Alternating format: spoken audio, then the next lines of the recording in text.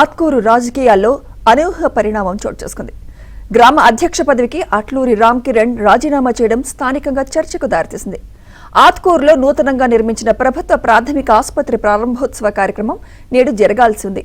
అన్ని ఏర్పాట్లు చేశాక కొన్ని అనివార్య కారణాల వల్ల కార్యక్రమం అర్ధాంతరంగా నిలిచిపోయింది.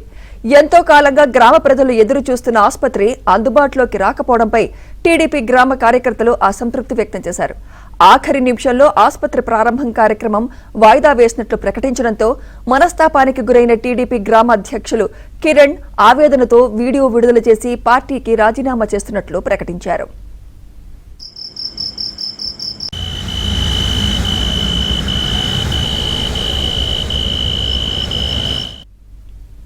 ప్రజా ప్రయోజనాల కోసం చేపట్టిన కార్యక్రమాలు సక్రమంగా జరగకపోవడాన్ని నిరసిస్తూ ఈ నిర్ణయం తీసుకున్నట్లు ప్రకటించారు.